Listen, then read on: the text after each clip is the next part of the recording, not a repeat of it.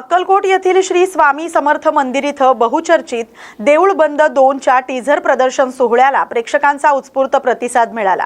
लेखक दिग्दर्शक प्रवीण तरडे यांनी नसरापूर दुर्घटनेवर संतप्त प्रतिक्रिया देत समाजातील वाढत्या अत्याचाराच्या घटनांवर भाष्य केले।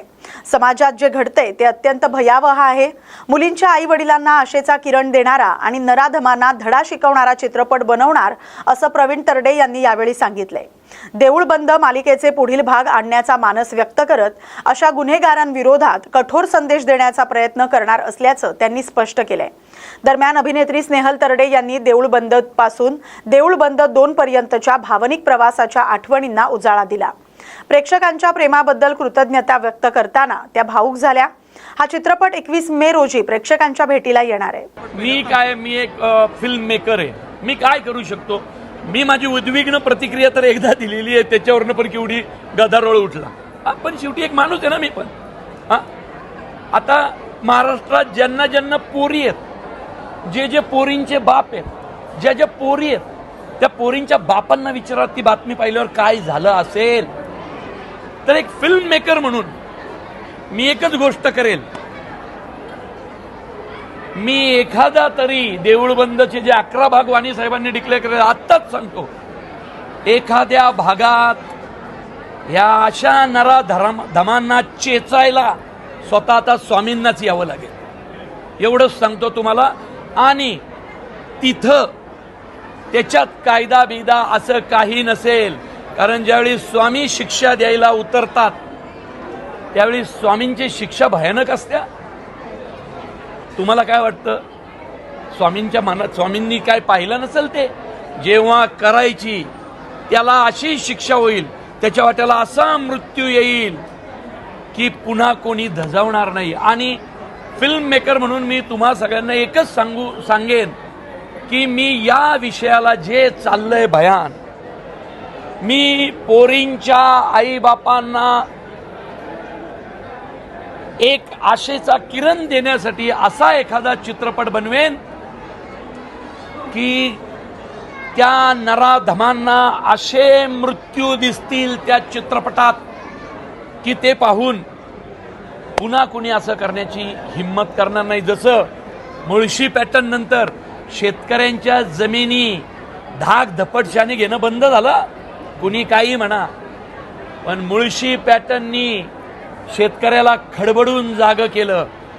आता अशा नराधमांना धडा शिकवायची वेळ आहे।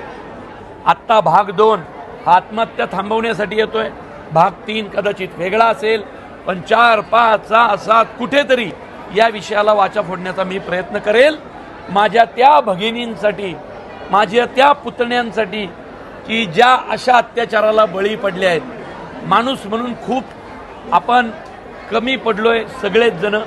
आपण प्रयत्न करू आपापल्या क्षेत्रात याला वाचा फोड। बुलढाणा जिल्ह्याच्या देऊळगाव राजा शहरातील मुख्य बाजारपेठेत 5 ते 6 दुकानांना अचानक आग लागल्याची घटना घडली। घटनेची माहिती मिळताच तात्काळ अग्निशमन दल घटनास्थळी दाखल झाले। अग्निशमन दल आणि स्थानिक नागरिकांकडून आग विझवण्यासाठी शर्थीचे प्रयत्न केले। ही आग इतकी भीषण होती की यामध्ये अक्षरशः दुकानं जळून खाक झालेत। यामुळे व्यावसायिकांचं लाखो रुपयांचं नुकसान झालंय। आगीचं कारण अद्याप समोर आलेलं नाही। धुळे शहरासह जिल्ह्यात उन्हाच्या झळा मोठ्या प्रमाणावर जाणवत असताना जिल्ह्यातील जलप्रकल्पांमध्ये मोठ्या प्रमाणावर घट झाली, तर दुसरीकडे जिल्ह्याच्या विविध भागात पाणी टंचाईचा प्रश्न जाणवू लागलाय। धुळे तालुक्यातील लळिंग, दिवाण, मळा या परिसरात पाण्यासाठी नागरिकांची कसरत पाहायला मिळते। पिण्याचं पाणी वेळेवर मिळत नसल्यानं गाव विहिरीवर पाणी भरण्यासाठी सकाळपासूनच महिला आणि नागरिकांनी गर्दी केलेली आहे।